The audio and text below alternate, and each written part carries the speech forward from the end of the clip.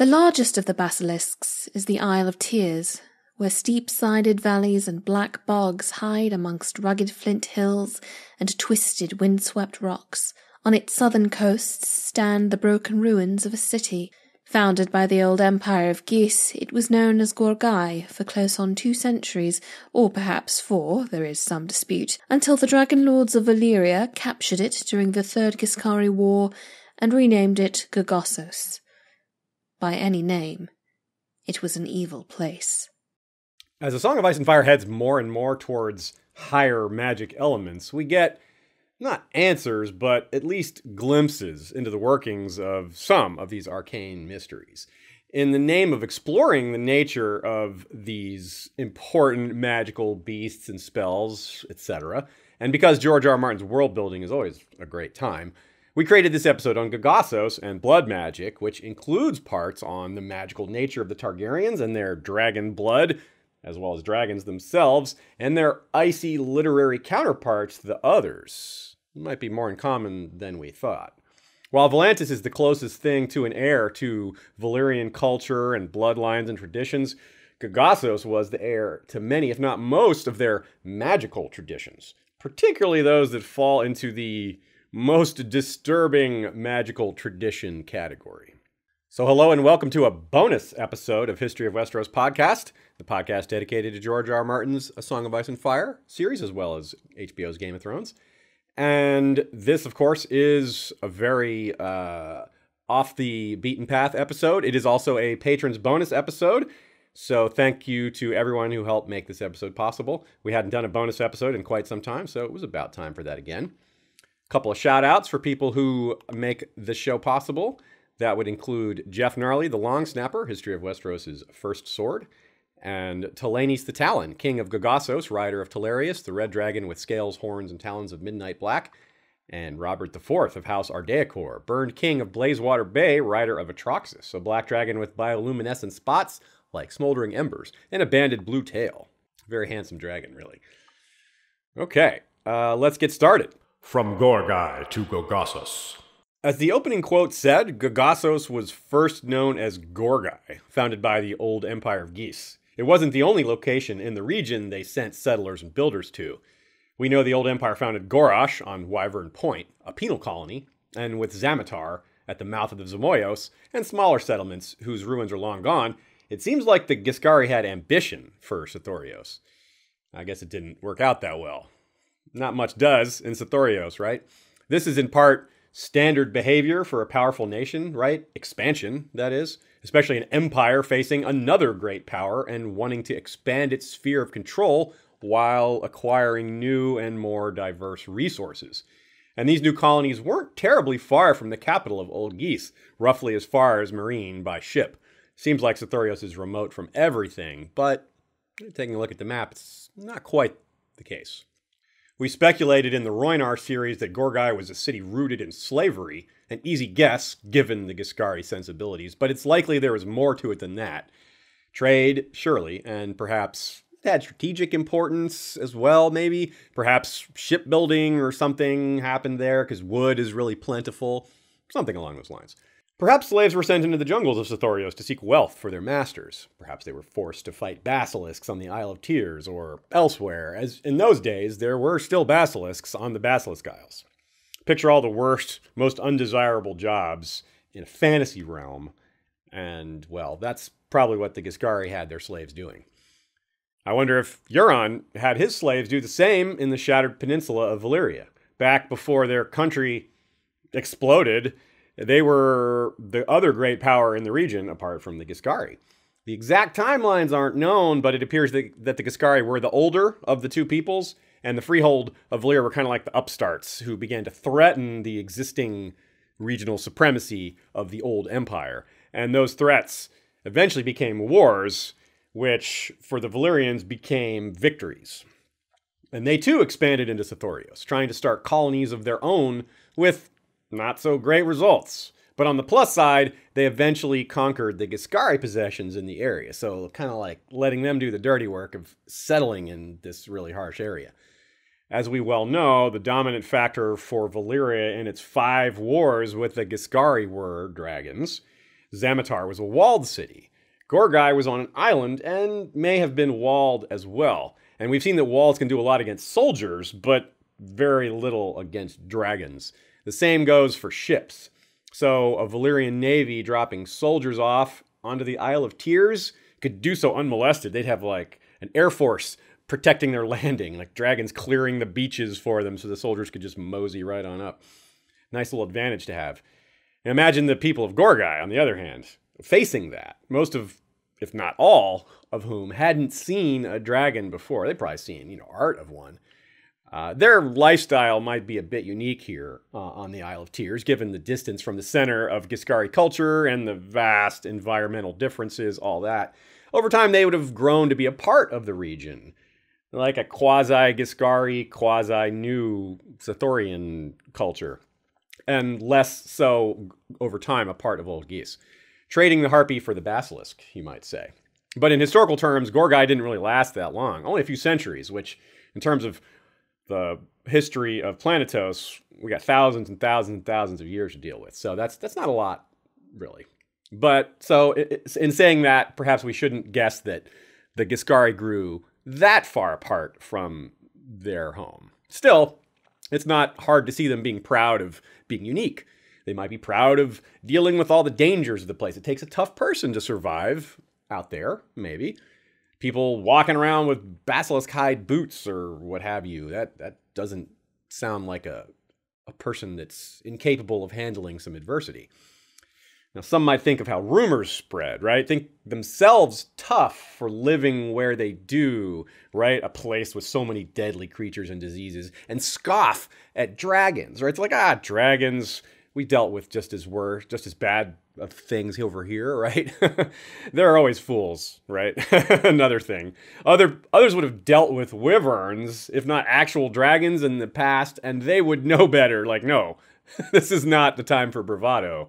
Dragons are serious business. So sense nor pride are worth anything, though, when dragons are actually attacking, right? Neither really matters at that point. What you need are scorpions and bolt-throwing weapons of similar nature, which may have existed then. The Giscari would have been trying to come up with something to handle dragons, and that's a natural enough idea. Whatever they had, though, didn't work. They lost. And based on what we know of how either side handles such situations, well, those who didn't burn would be enslaved or killed. Just like that. That's how they do it. The Giscari and other cities probably had a similar experience, as the Giscari Wars were all won by Valyria. So lots of different Giscari suffered this. As the old empire was gradually reduced to nothing, Gorash was apparently abandoned. A collapsing empire can't afford an overseas penal colony if it even needs one. That's a luxury. Valyria could have used it for such, but they chose not to. It seems to have just been abandoned entirely. So Gorgai as well as Zamatar were taken over by the Freehold and repurposed. Gorgai fell first of the two in the Third Giscari War. It was then renamed Gogossos, and it became the new Gorash of sorts. It became a penal colony. I suppose the facilities for holding slaves could be used to hold prisoners as well. In early versions of The World of Ice and Fire, and perhaps a few other places, it was called Gorgossos instead of Gogossos. Why not just call it Georgossos? We don't know why the name was changed, but maybe it's because Gorgossos sounds a little too much like Gorgai, and maybe Martin wanted it to be a little bit more distinct. If you ever see it spelled that way on forums, though, or say on the Wikipedia entry for World of Song of Ice and Fire, now you know why. Under the Freehold. Gogossos was only Giscari for 2 or 4 centuries, according to the World of Ice and Fire, but it must have been Valyrian for around 5,000 years. We know this because 5,000 years ago is about when the old Empire of Geese fell, and Gogossos didn't fall until late in the Century of Blood, which was the period just after the Doom. At its height, the Freehold of Valyria held sway from the north of Essos all the way to Lys and Pentos in the west, Slavers Bay in the east, and to the Basilisk Isles and the northern coast of Sothoryos in the south. It may be that the worst criminals from this vastly wide range of territory were all sent to Gogossos. The Dragon Lords sent their worst criminals to the Isle of Tears to live out their lives at hard labour. In the dungeons of Gogossos, torturers devised new torments. I wonder what kind of hard labor was forced here. It was probably related to an industry owned by the Dragon Lords who would profit from said labor. If it had been used to build ships under the Giscari, perhaps the Valyrians used it for the same, and the prisoners could be used to cut and haul timber or something like that. Lots of labor would be needed for any of these different possibilities. And given what we know about the jungles of the basilisks and Sothoryos' mainland, well, it's not just hard labor, it's dangerous labor. As for the city itself, I would not assume it had the look of a place like Dragonstone, since it was eventually an entire city. Even if it was only a penal colony, it was very likely very large because the Freehold controlled so much territory. It was originally built by the Giscari, besides, so the original construction would be their design. This could mean anything because of so much time having passed, from them expanding the existing Giscari buildings with bricks, or relying on whatever local stone was available. We don't know what that would have been. And given the extreme length of time the Freehold held the city, it's pretty likely they added their own designs and everything. So it probably looked pretty Valyrian by the end of it. But if there had been any Giscari pyramids, that'd be kind of interesting. Though they may have just been destroyed. The harpies around the city, if they were art of harpies, which there probably were, those almost certainly were destroyed. This would be a port, of course, but it's not clear if there was much merchant activity in Gogossos.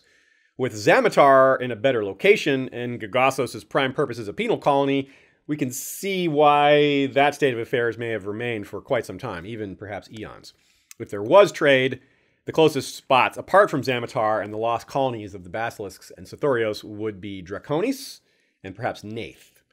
Draconis to the north and Nath to the west. Now, trade or no, eventually the Valyrians would get creative, finding other uses for the city, but not the good kind of creative. Remember that by any name, this place was evil. Flesh pits. Okay, so you hear that term, and it's like, well, you don't exactly know what it means, but you know it's bad. And when you do hear the definition, you realize, oh yeah, I was right. That's real bad.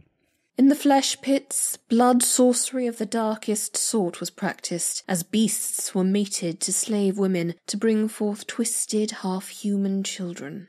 What the? Yeah, see what I mean? That's definitely next level awful.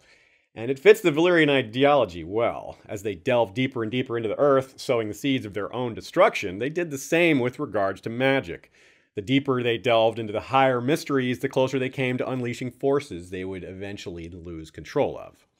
Since we know that the sorcerers and blood mages of the Freehold expended human slaves like capital, it is in turn not surprising that they would experiment on their capital to create what, to them, would be just like making new products. There's no humanity in there. What did they actually make, though? And where are those things now, if any still exist? These are the burning questions we must answer. And speaking of burning, the Valyrian Peninsula had all those volcanoes. There was literal fire to go with the blood. The fire and blood, right? And it is implied they drew power from this somehow. But down in Gogossos, no volcanoes. No extremes of heat like that, though they did have extremes of humidity, probably. Green hell instead of fiery hell. We don't exactly know the temperature there, but it's said to be hot and humid, but probably not volcano hot, right? So here, it's a different style of sorcery, at least in that regard, whatever that's worth. Fire and blood, hold the fire. Humidity and blood just doesn't have the same ring to it. Sounds like the words of House Mosquito or House Florida. But back to the burning question. One central example of human modification we know of seems to be the Targaryens themselves, right? It's long been speculated that the Targs, and thus the other Dragonlord families would presumably have the same alteration, had actual dragon blood, right? This is borne out by the births of Rhaego, Rhaenyra's girl Visenya, children of Maegor the Cruel, Prince Daemon, other examples that I didn't bother to list. There's lots of them now. And all of these are examples of children born with reptilian features. So the idea of beasts and humans has merged, has been there all this time. And what about the idea of combining beasts with other beasts, with or without a human in the mix? In that, we do have another example. We learned years ago from Elio Garcia that the Valyrians made real living sphinxes. Right? Crazy, huh? Normal, quote-unquote normal, sphinxes are an amalgam of creatures, including human. But Valyrian sphinxes are part human, part dragon only, from what we can tell. Furthermore, a third example. We have this from Septon Barth in Fire and Blood. The Valyrians were more than dragon lords. They practiced blood magic and other dark arts as well, delving deep into the earth for secrets best left buried, and twisting the flesh of beasts and men to fashion monstrous and unnatural chimeras. So Barth is kind of giving his version of it is known. And he's the one that would later propose that the dragons were an engineered species, a combination of wyverns and firewyrms.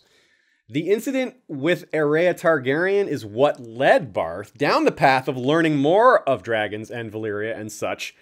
So the implication is here that he already knew these things about the Valyrians and their, quote, monstrous and unnatural chimeras before going down that road of discovery. So it was already, at least to him, a common knowledge, accepted. It is known. So let's get technical just for a second so we can see what we're working with here. Since we're talking Septon Barth, we got to get logical and scientific. The words hybrid and chimera need some defining. I've thrown the word around hybrid before, but apparently I wasn't always using it correctly. It is a loose term.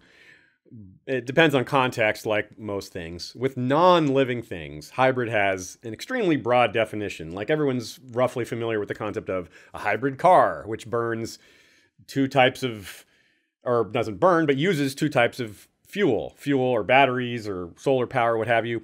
That's a hybrid. But for animals or plants, hybrid is the offspring of two different species. It would be like if two cars mated and had a car that could use multiple sources of fuel. For plants, it's an easy thing. They mix fairly simply. They just like to do it. Huge numbers of common fruits, vegetables, and herbs are actually hybrids of some kind. The wheat we use to make bread, grapefruits, hemp, sweet potatoes, the list is endless. And this doesn't require a laboratory or magic. It can kind of happen. It can have those things involved, but it doesn't have to. And this would be hugely relevant in a jungle setting where there's just so many kinds of plants just constantly running in contact with each other, like a giant plant orgy. That's why it's a big deal that the Amazon rainforest is being destroyed. And for George R. R. Martin's world, the equivalent is Sothoryos, the foreboding and fascinating continent, which isn't actually being deforested. But when we hear about the diversity of plant life, that quote that gets thrown around in the world, it's in part because of this. And a lot of that diversity hasn't even been discovered yet. Now, animals are known to crossbreed as well. Far less than plants, but it does happen. A donkey bred with a horse creates a mule. Polar bears have occasionally bred with grizzly bears. Stray male dogs will mate with female gray wolves from time to time. Sometimes the offspring of such pairings are sterile, but not always. And sometimes they are superior in a number of ways, being better adapted to the conditions that created this unusual pairing in the first place. Because normally, when these cross-species pairings happen, it's because of something unusual, maybe a lack of potential partners or something going on in the environment. And sometimes when these non-sterile versions come along, well, since they can breed, that creates this whole new species. Now, chimera, in biological terms, yeah, it's actually a biological term, not just a fantasy creature.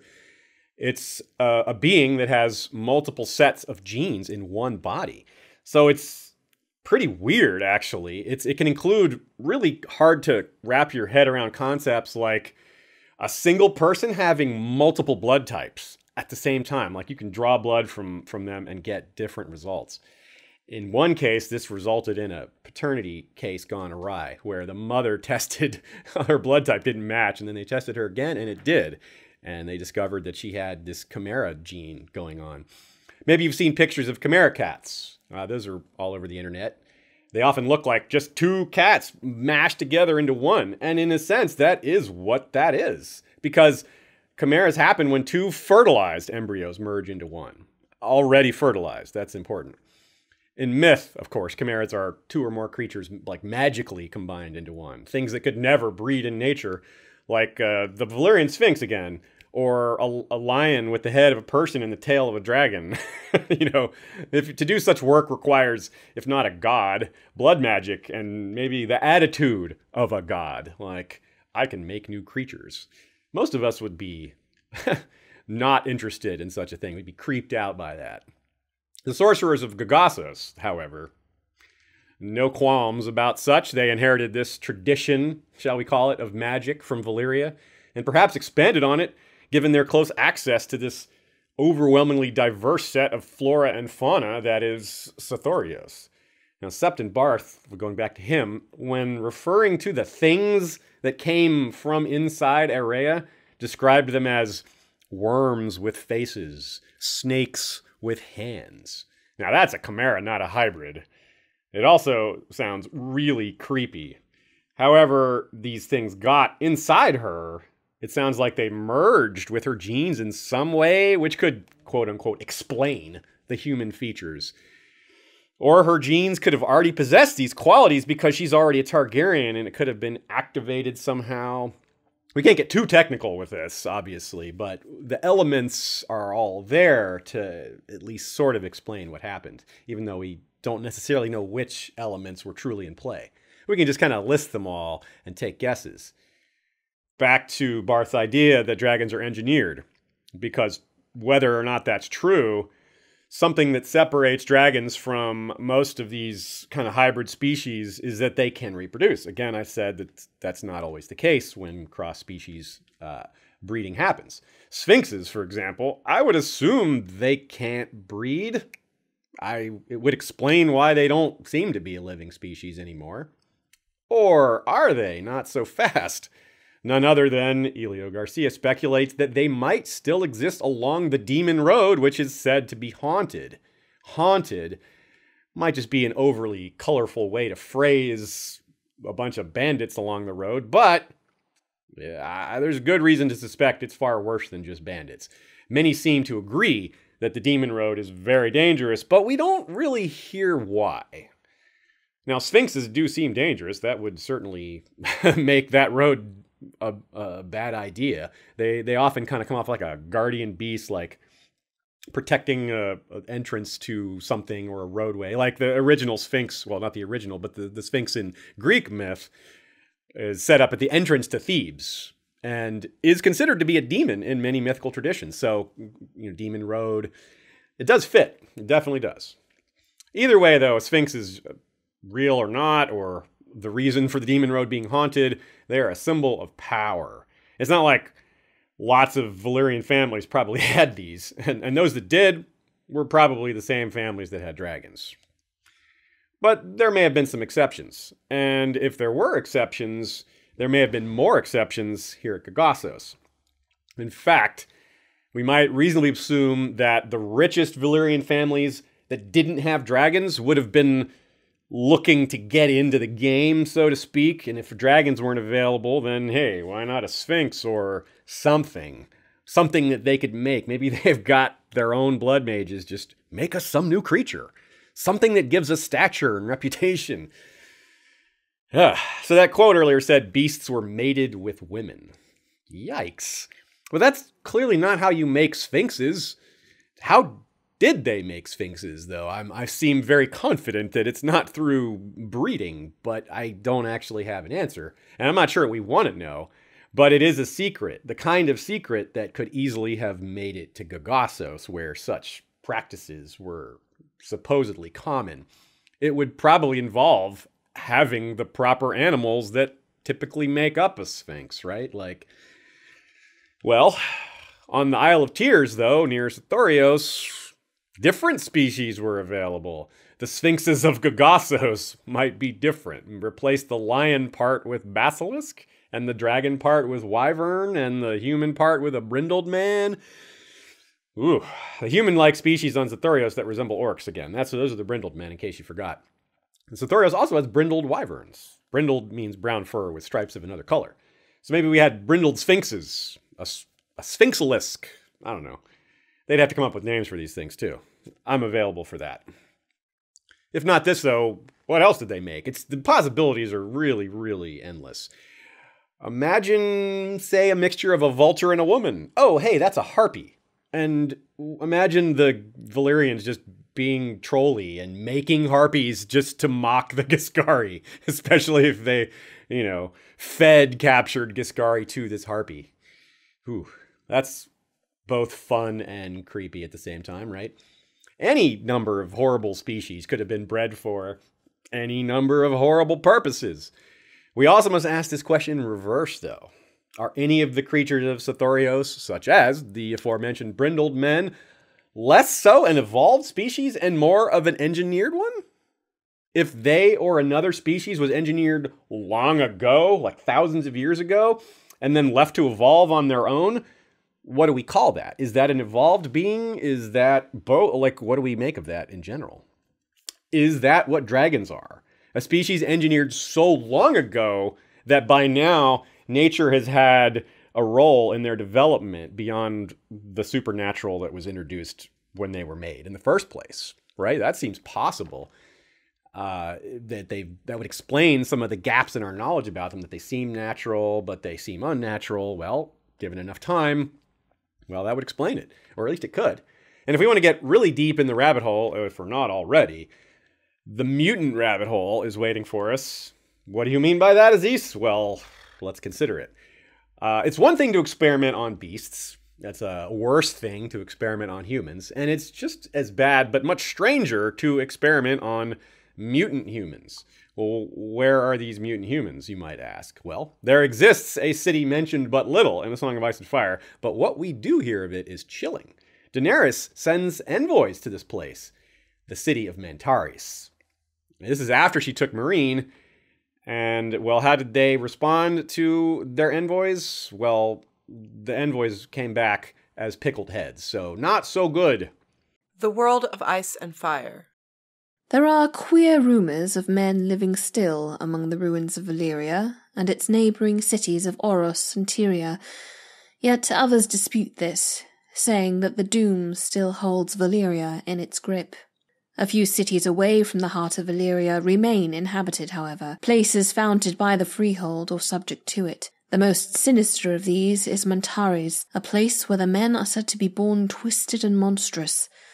Some attribute this to the city's presence on the Demon Road. What kind of unholy, better left unspoken commerce existed between Mantaris and Gogossos is hard to imagine. And again, like many other things in this episode, it's uncomfortable to imagine, but also pretty awesome.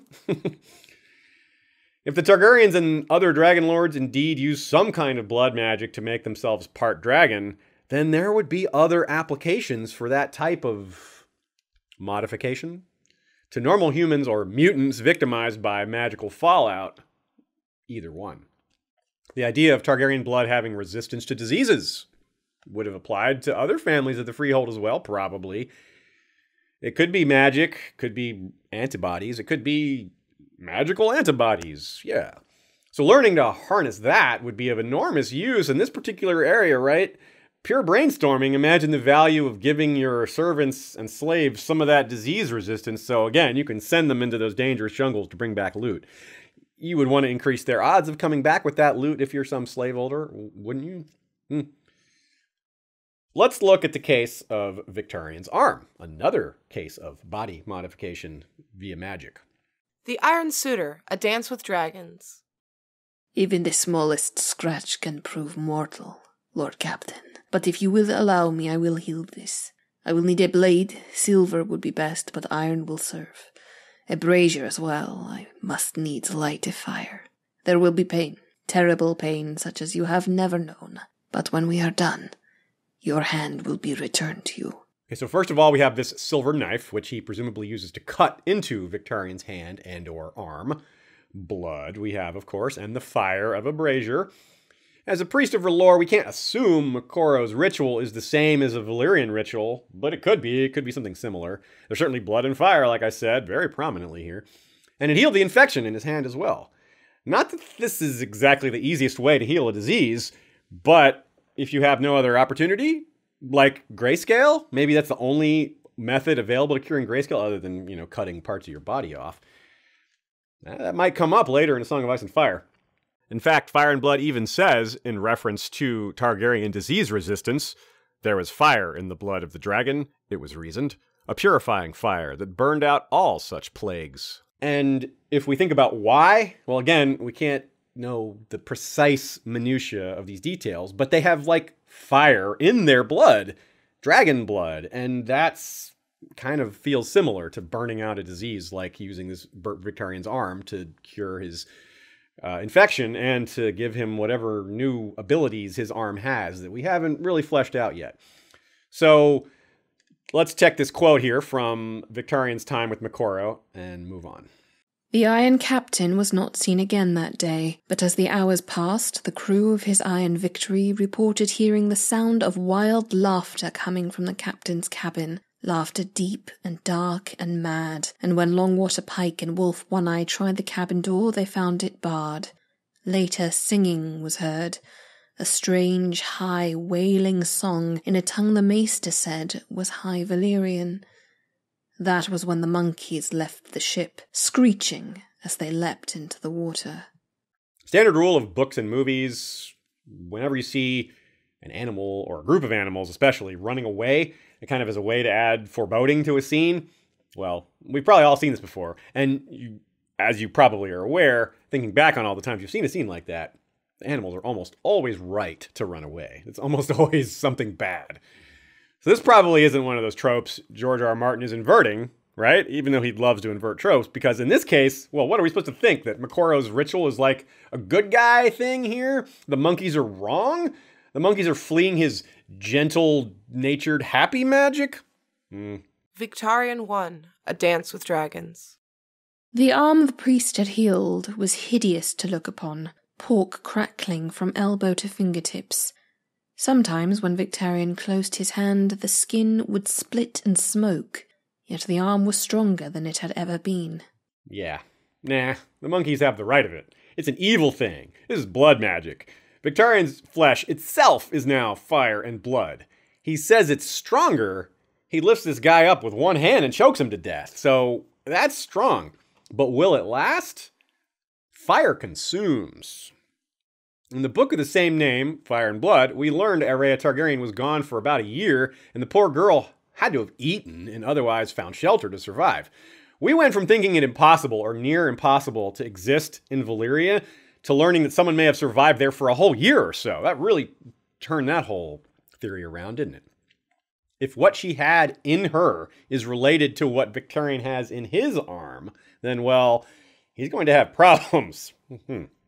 So, keep an eye on his arm in the next book to see if the length, it's supposedly hand to elbow. So look to see if it's moving. No, I don't mean like moving under his skin like Aerea, although that would be a dead giveaway. I mean like, is the fire creeping up his arm? Something to look out for. Now also, note the language Septon Barth uses when describing the creatures he sees in her. Some were no bigger than my little finger, but at least one was as long as my arm. So there's this hand and arm talk in there. You know, obviously hands and fingers and arm, that's the way people use to measure things all the time. But still, George, he tends to choose his wording pretty carefully. And I don't know, that speaks to me a little bit. An idea I like is that the worms inside of Aerea empowered her for a time, rather than just immediately messing her up. This would explain why she was able to survive for so long. Eventually, they overwhelmed her. They grew inside her and eventually became very problematic. But I like this idea in part because if we have a worm inside of her that's the size of Septon Barth's arm, well, that probably didn't just come in from the outside. That probably got in her body as something very tiny and grew.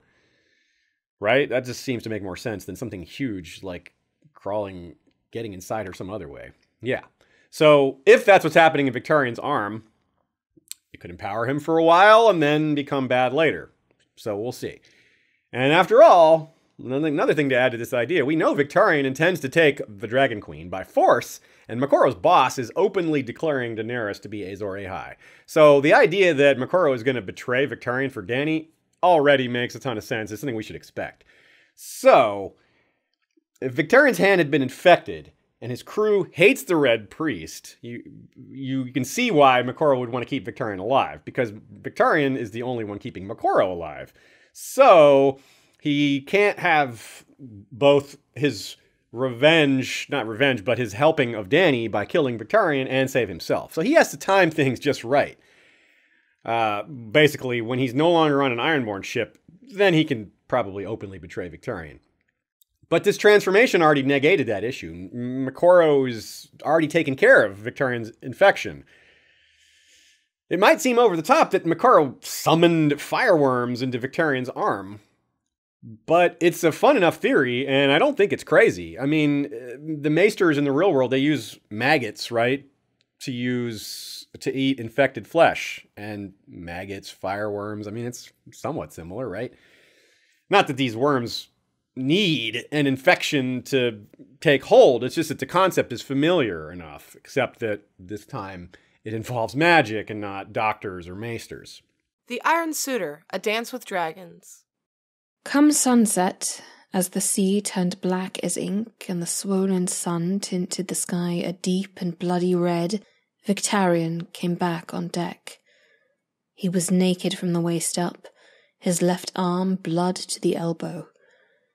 As his crew gathered, whispering and trading glances, he raised a charred and blackened hand. Wisps of dark smoke rose from his fingers as he pointed at the maester. "That one. Cut his throat and throw him in the sea, and the winds will favor us all the way to Meereen." Okay, the symbolism in that scene is really heavy. You got a black sea, a blood-red sun, which is obviously the Targaryen colors, and you got a sacrifice thrown in the sea. Victarion's crew is freaked out, and the readers are supposed to be kind of freaked out too, but they were afraid of him before this. So they're not likely to do much more than mutter amongst themselves now. In other words, they were afraid of Victarion before he got his burned arm. Now they're just absolutely terrified. And they're getting their big battle in Slaver's Bay soon anyway, which they're, because they're Ironborn, looking forward to. So if Mokoro can do this to Victarion, it's not hard to see the sorcerers of Gogossos doing it to themselves or others, depending on whether this arm of Victarion's is actually a curse or a blessing, which at this point we don't know yet. Maybe there's a good version of it. It's the white version, something like pale white, like dawn.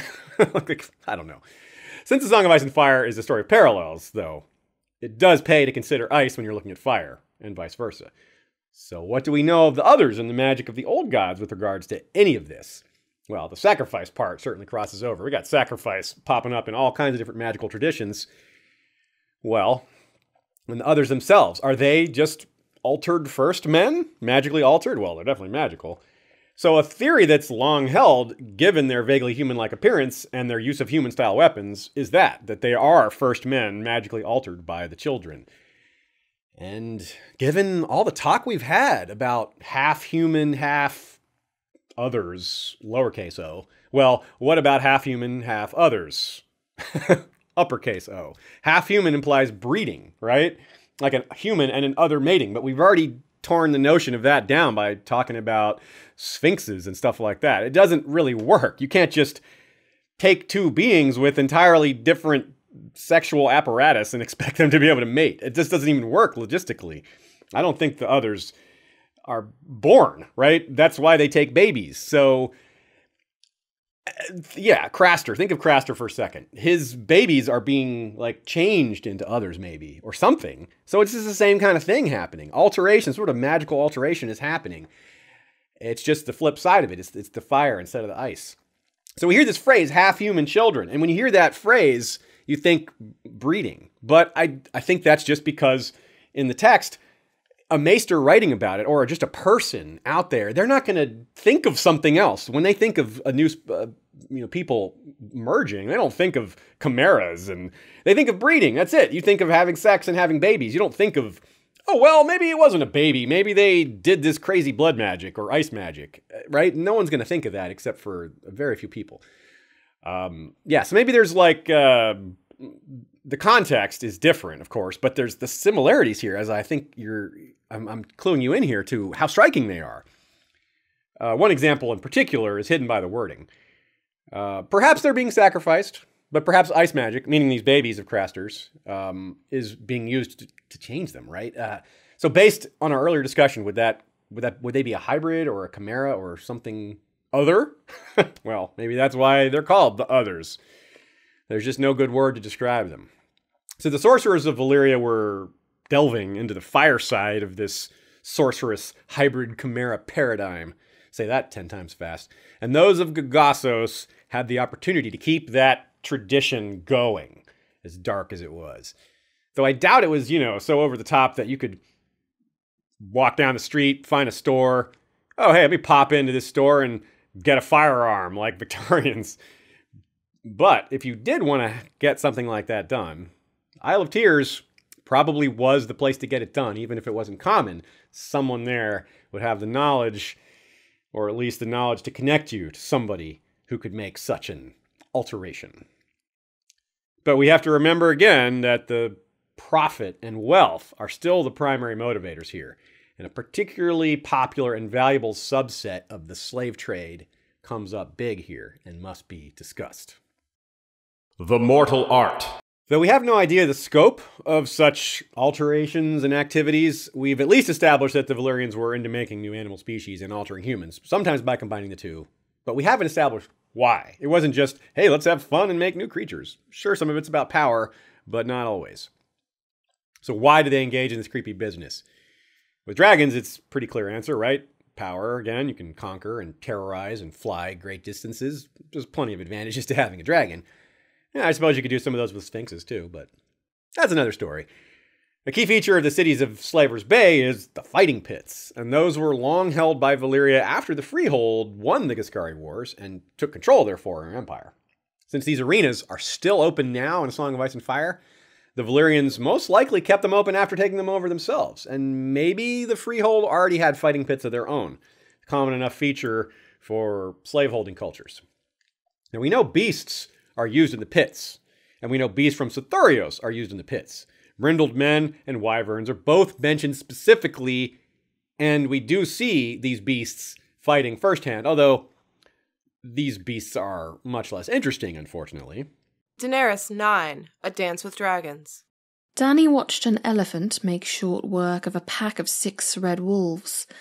Next, a bull was set against a bear in a bloody battle that left both animals torn and dying. "The flesh is not wasted," said his Dar. "The butchers use the carcasses to make a healthful stew for the hungry. Any man who presents himself at the gates of fate may have a bowl." Okay, less interesting until Drogon showed up and killed the boar that had just killed Barcena in a confrontation that makes even Dany think of Robert Baratheon. But the bottom line was that the people wanted blood. There was an exhaustive list presented to us of very strange combats and death sports throughout Dany's chapters and in a few other places, the kind that presumably have developed over eons. Truly perverse spectacles like rolling slave children in different foods and wagering on which of these children a bear is going to eat first. And of course, you get the more standard style arena combats like mock battles. Dany watches a squad of horsemen fight infantry in the style of larger armies. And then, of course, there's an endless run of 1-versus-1 duels. They wanted it all, these people. They wanted animals fighting animals. They wanted people fighting animals, or being eaten by them. They wanted people fighting people. And if they could make animal people with blood magic and make those fight, well, that could make for some great entertainment, if that's the kind of thing you're into. And of course, that means great profits. Lots of people attending those fights. So it stands to reason that they would send whatever they created in the flesh pits, whatever they spawned down there, if it was capable of putting up a fight or eating something or someone, they'd probably throw it out there in the arena. So the idea of species engineered for arena fights is something George R. R. Martin wrote about before A Song of Ice and Fire. It first comes up in Tough Voyaging, a sci-fi setting where advanced cloning and breeding and genetic modifications are possible, but still rare. There's a few spoilers incoming, but they certainly won't ruin these fun stories if you haven't read them yet. The main character is named Haviland Tough, and he controls a ship with advanced technology thought lost long ago. It contains vast databases of genetic data from hundreds, if not thousands, of worlds with native animal life. So this ship can grow new versions of anything it has in its databanks, and it can modify them for new environments, or for any purpose, really. A Beast for Norn. Tough Voyaging. Each house has its own particular land, its own particular animals. The House of Varkor, for example, sprawls in the hot, swampy south, and they are fond of sending huge lizard lions to the gaming pits. Viridian, a mountainous realm, has bred and championed its fortunes with a species of rock ape, which we call naturally Viridians. My own house, Norn, stands on the grassy plains of the large northern continent. We have sent 100 different beasts into combat in the pits, but we are most famed for our iron fangs. Iron fangs, Tuff said. The name is evocative. Norn gave a sly smile. Yes, he said proudly. As senior beastmaster, I have trained thousands. Oh, but they are lovely animals, tall as you are, with fur of the most marvelous blue-black color, fierce and relentless. Might I assume your iron fangs to be of canine descent? Oh, but such canines, Norn said. I imagine a lot of things in that quote jumped out at you.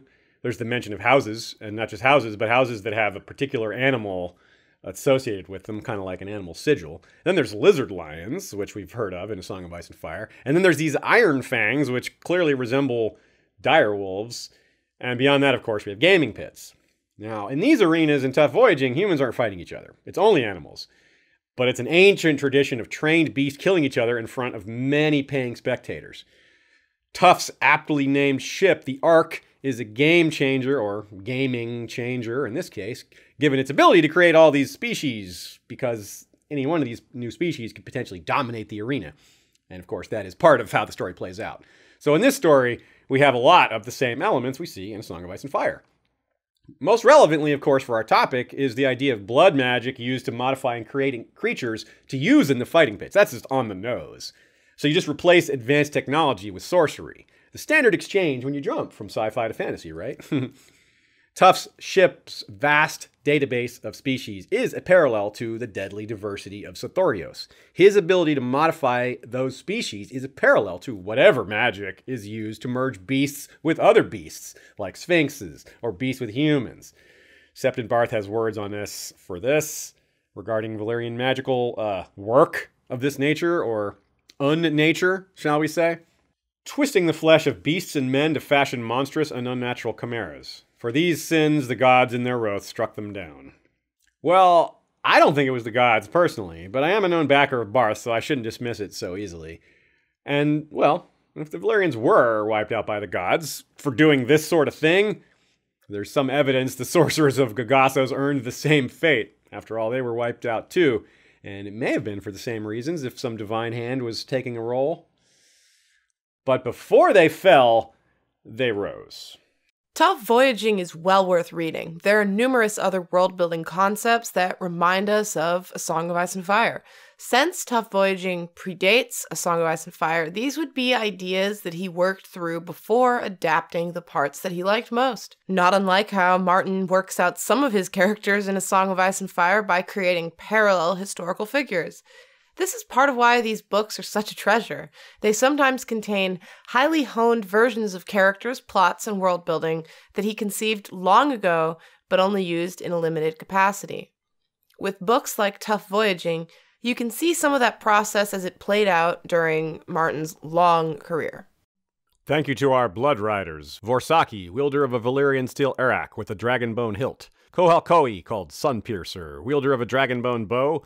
And Kokavo the Tamer, wielder of the wildfire whip Gehenna.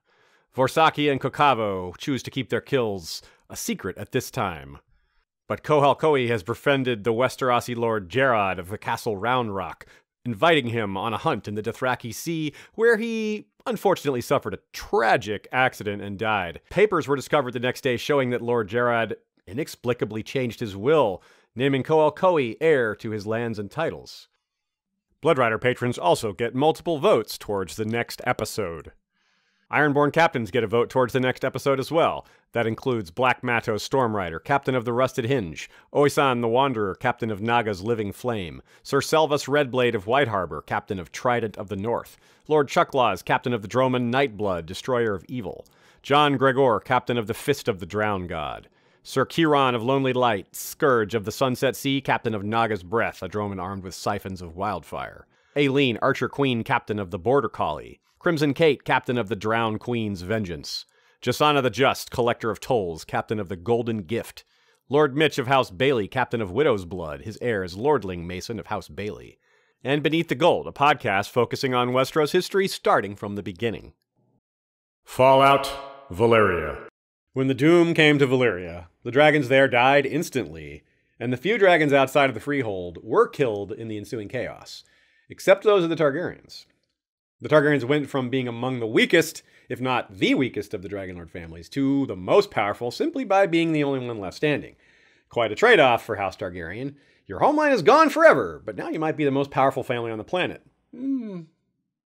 This has led some to speculate that the Targaryens themselves were responsible for the doom.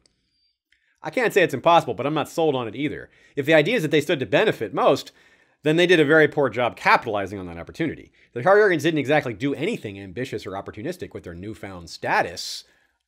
They just sat on Dragonstone ruling it for about 100 years until Aegon the Conqueror came along, and then they got ambitious. So, I don't know if those things can be connected. But, definitely can't say it's impossible. Regardless, though, the shakeup in world order wasn't limited to Dragonlords. Valyria's loss left a huge gap in many areas, because the doom was felt all over the world, metaphorically speaking, and it was literally felt nearby, relatively speaking, on a global scale. There were tidal waves, hitting the Basilisk Isles probably, and Sothoryos itself, most likely. Those great black clouds coming from the volcanoes would have been seen far away, and they would have been confusing. Like, what is causing that? I mean, think of it. There's nothing that far north of Gogossos, only the other nearby isles, then vast open sea and ocean for quite a stretch until the lands of endless summer. So if you're looking north from the Isle of Tears and you see lots of smoke, what could that possibly be coming from? It's only sea north of you for so far. So you must at some point realize you're seeing smoke all the way from Valyria. Wow. Some might understand eventually that the smoke and greatness of the smoke meant volcano. And they'd be close enough because, well, it was 14 volcanoes, not one, but yeah, give or take 13. With an event of such magnitude in the magical realm, could it be like Alderaan in Star Wars, where Force-sensitive people actually felt it? Did sorcerers around the globe perceive the doom in some way? They felt something? So much magic going out in the world all at once, it seems possible for sure. So there would be a power vacuum in that sense, and a trade vacuum, and also a magical vacuum. Lots of vacuums going on. And there's an old saying that goes something like, in the land of the blind, the one-eyed person rules. Daenerys is the proverbial one-eyed person in that she has the world's only dragons. She herself recognizes that this makes them vastly more valuable. Daenerys 5, A Clash of Kings. I am trying to set a price on one of the 3 living dragons in the world. Dany smiled at him sweetly. It seems to me that 1/3 of all the ships in the world would be fair. Like Xaro, the masters of Slaver's Bay are stupid wealthy and offer an astounding amount of wealth for Drogon. But if Dany didn't have the only dragons in the world, the price wouldn't be quite so astounding. It would still be huge, just not insanely huge. This isn't just a lesson on magical supply and demand, though. The point is that while scarcity can increase the monetary value of something, that's a common enough factor to understand, it can also increase its power. Dany's dragons aren't just valuable because they can be traded for absurd sums of gold, but because with the only dragons in the world, she has an unparalleled military advantage. She doesn't have to worry about anyone else meeting her in battle with dragons. Well, at least not yet. Her forebear, Aegon the Conqueror, knew this very well. He was massively outmanned when he set out to conquer Westeros, but he and his sisters won anyway because of dragons. Theirs, and their opponents' lack thereof. They would never have stood a chance if, say, Casterly Rock had dragons or Storm's End had dragons. Because equal dragons, unequal soldiers. The Storm's End and Casterly Rock had way more men. So Dany's dragons aren't just powerful because they are gigantic fire-breathing beasts capable of great destruction. They're powerful because no one else has gigantic fire-breathing beasts capable of great destruction. Now, I imagine you guys understand this already, but I want to make sure we set the tone here as we move into this next bit, which is we're going to combine these concepts. That is, number 1, getting profit and power from scarcity, and number 2, the higher mysteries, particularly blood magic. So with sorcery becoming rarer in the blink of an eye via the Doom, those relatively few left who knew the Valyrian arts would suddenly find themselves possessed of a rare and powerful commodity made even rarer and more powerful. There could have been a few wielders of magic in the 9 free cities, perhaps, like the ones in Qohor who knew the secrets of Valyrian steel, or the ones in Volantis who keep secrets behind the black walls, whatever those are. But Gogossos would be greatest of all in sorcery, as it was a place that specialized in such. Even before the Doom, Gogossos was unique. With a steady supply of human capital coupled with proximity to that vast biological wealth in Sothoryos, without the absurd expense of living in Valyria, hey, the brochure writes itself. How can you become a rich and powerful blood sorcerer when the rent is so damn high? So Gogossos had appeal before the Heartland exploded.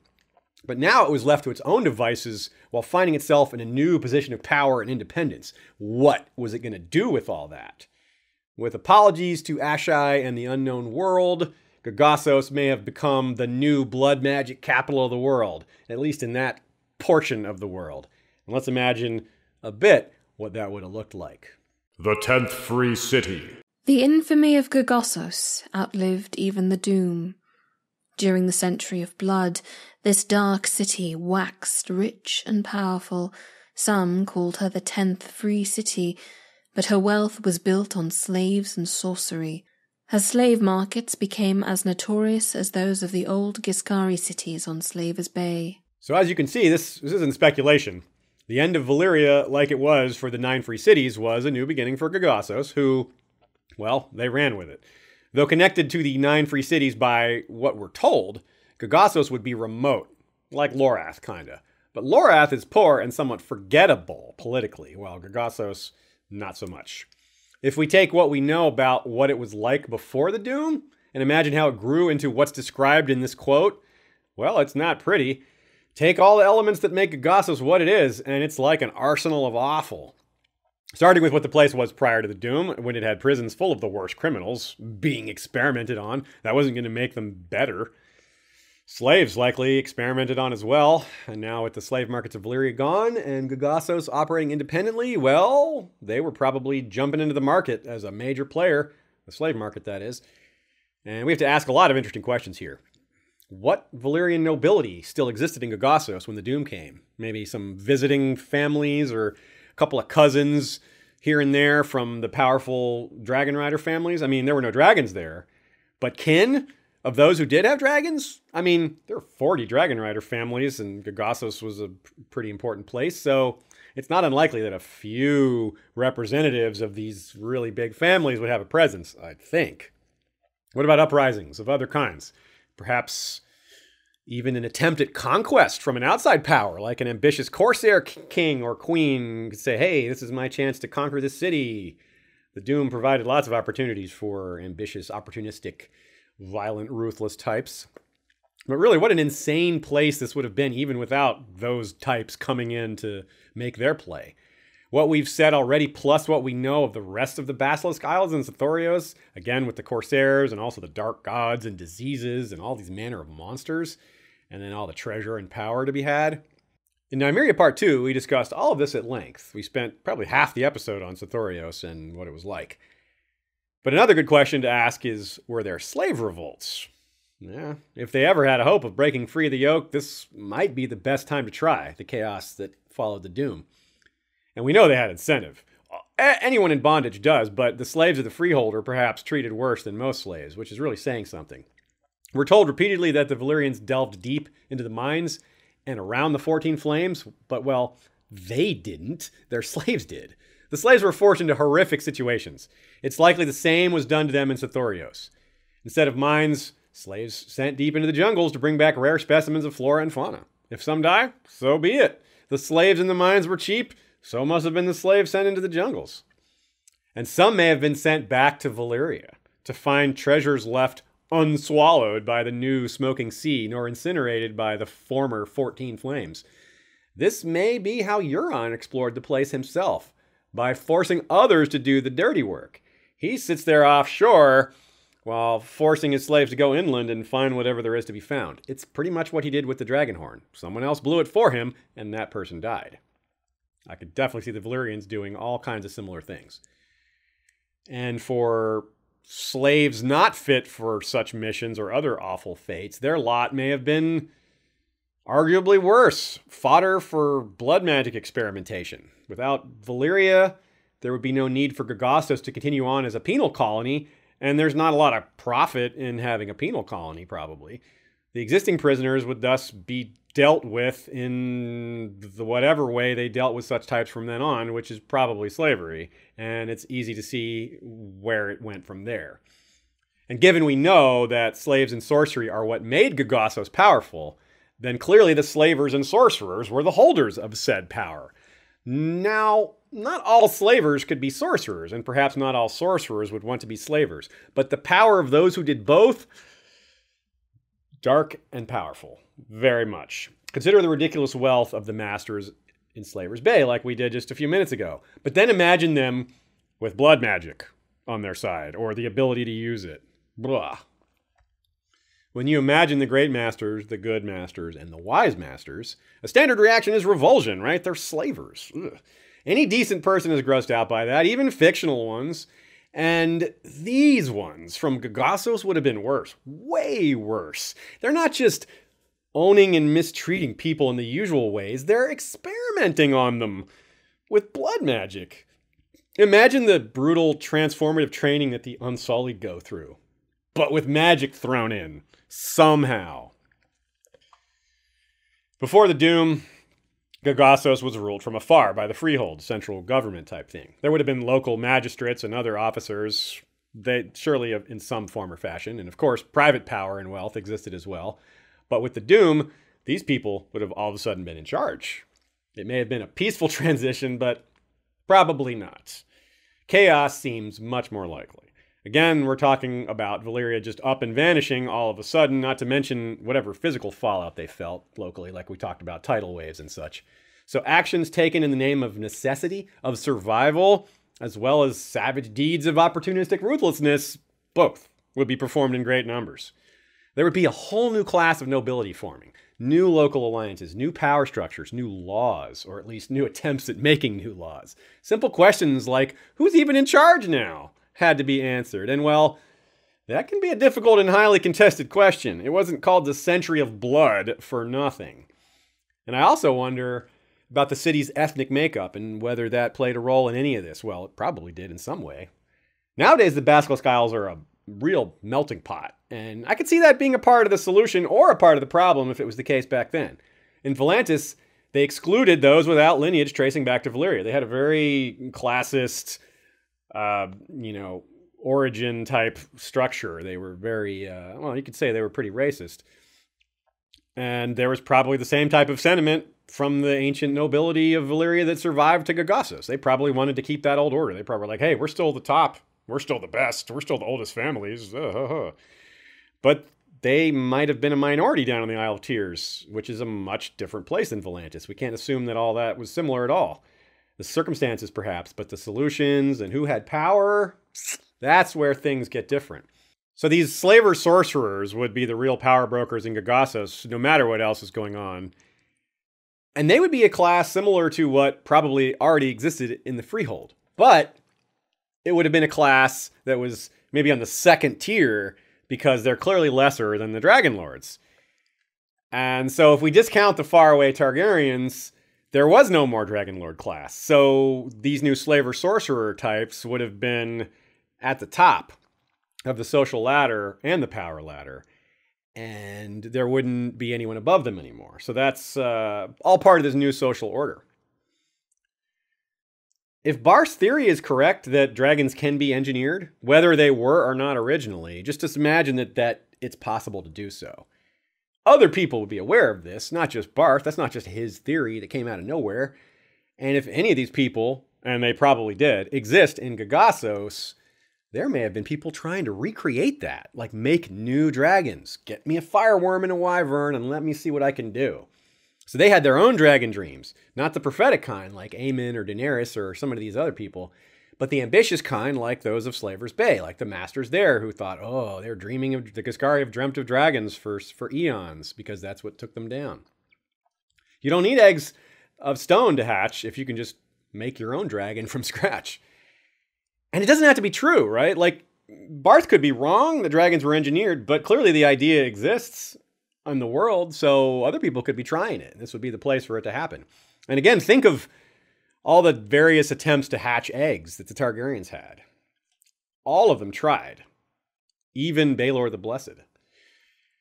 So the Gogossians had, is that the word to call them? Gogossians? Gogossi? I don't even know, but that's something like that. Sure, we'll go with that. Gogossi. So they had no dragons, probably. But we can't deny the possibility that either they knew how to or tried to create other fearsome and terrible creatures, either engineered for the arena or for some other purpose.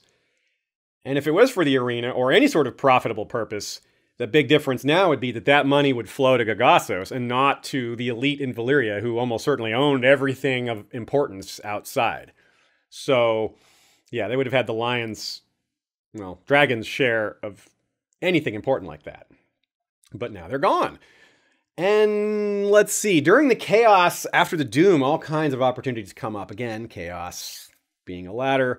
Imagine fighting pit ownership in Gogossos. What happened in Meereen, remember, was Dany shut them down, and then Hisdar bought them all up because he figured he could get her to reopen them. So, Hisdar's, he's not a total idiot, is he? He actually kind of pulled that off. Well, for now. I don't know that Dany's going to let those fighting pits stay open after her experience there, but still. So there may have been other transitions like this in Gogossos. Ownership of the fighting pits changing over through money or violence or both. But whatever chaos happened in Gogossos, it probably didn't last that long. Someone took over or some sort of accord was reached because chaos doesn't give a city power and wealth. Gogossos became rich and powerful fairly quickly, so that implies they weren't in a state of chaos for a really long time. And then after things settled down, we can expect that expansion might have been on the minds of some of those most powerful Gogossi. Expansion could come in a number of ways. It doesn't have to be via conquest, though that may have been on the table. With wealth and power comes the ability to make alliances with other wealthy and powerful people, or to buy those who aren't wealthy and powerful, and the ability to benefit from the city's new place in the world. The closest neighbor to Gogossos would be the Corsairs on some of the other Basilisk Isles.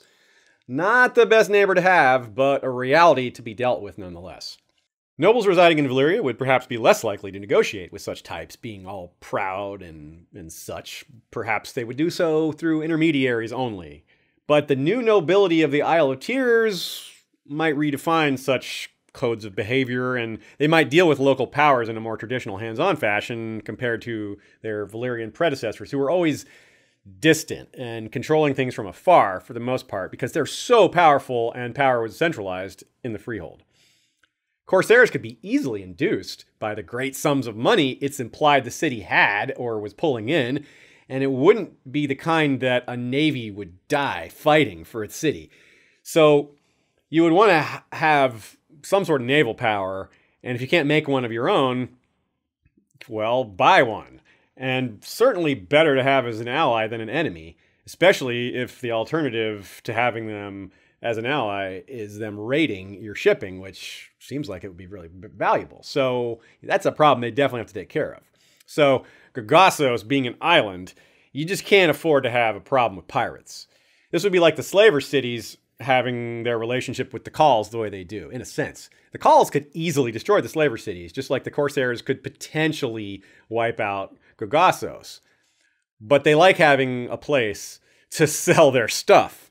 You don't rob the marketplace when the marketplace is the only place you have to sell all your loot and etc. So, yeah. Either way, one way or the other, they would have had to keep those Corsairs in check, and it's clear that they had the means to do so. Trade anywhere would be screwed if they didn't take care of that. So they would be growing fat with not just blood money, the kind of blood money that comes from slavery, but from the incredible wealth of Sothoryos, something that we don't see in Slaver's Bay. The Slaver's Bay guys are rich, right? But it's a desolate place. All right? They're not wealthy necessarily from the environment. They're not like mining gold like the Valyrians did. They don't have that. But Sothoryos, has that. And there are other cities in the Basilisk Isles. Some that appear to be far older than Gogossos, even when Gogossos was Gorgai. So they were far older than Gorgai, which was 5,000 years ago. And these cities are nameless now. Except for Yin, that is the exception. We don't really know where that name came from. Probably not from its founders. It might come from the Giscari or the Valyrians. And so Yin was founded before the Giscari, during the times that history is forgotten. But where evidence remains undeniable, it's a whole city. That's evidence, right? And we wonder, in those times, was Yin also a place of slavery and sorcery? Well, a problem with Barth's theory of dragons being made rather than tamed from wild stock is that Valyrians have all these legends about shepherds and taming the dragons, and the shepherds probably weren't blood mages. And then we have the story of Nettles, who is a shepherd herself. It's seen by many, including myself, as a parallel tale backing up this myth/legend of the Valyrian and Valyrian Dragon Rider origins. But that would only make Barth wrong that Valyria made dragons this way. It doesn't make him wrong that others might have engineered dragons. As I said earlier, maybe they were engineered long ago and the Valyrians tamed them. That just after they had evolved in the wild for 5,000 years or so. The Great Empire of the Dawn may have learned how to make dragons in this manner, the way Barth describes that is, while also plumbing in the same dark, bloody depths of the arcane far before the Valyrians ever did so. The Valyrians maybe were just riding the coattails of the bloody coattails of those who came long before. And the story of Nettles certainly does not explain how the Dragon Lords of Valyria tied themselves, meaning magically, other ways, whatever that was, to their dragons. She may have been a dragon seed, she may have not. But the ambiguity is why we can't say for sure either way. But the Targaryens are a lot less ambiguous. Blood of the dragon is meant to be taken literally in their case, and in the extinct Dragon Lords of Valyria who were their brethren, I suppose. Magic is our only explanation here. In their own way, though they may not have created dragons, they did create dragon people themselves, however they did that. And if the Valyrians didn't create any of the strange and terrible creatures of Sothoryos, did the Great Empire of the Dawn or these other lost people, whoever they were, did they do so? Were the Valyrian blood mages treading on that particular ground that had also been tread long before? Surely there would be some lessons for them to have learned from those who had so much skill and practice in this area, so much experience with horror. There may yet be red priests who know these magics, and texts may exist in dark places like Ashai, Melisandre, or Makoro, or High Priest Benero, or others not yet on stage may know some of these secrets. Who knows? I hope so. One question some may have asked, especially those some living in Gogossos and the surrounding area, what caused those long ruined cities to fail? What ended them? Was it also tampering with forces not meant to be tampered with? Did they also have something like that backfire horribly? And if that's not what caused the doom, it is what enabled it. Backfiring horribly certainly fits. All the elements are there for comparison here. Delving too deep, unleashing and controlling forces not meant to be controlled, and it only takes 1 second of lost control when we're talking about 14 volcanoes for the whole thing to literally go up in flames like it did. But these aren't ruined cities.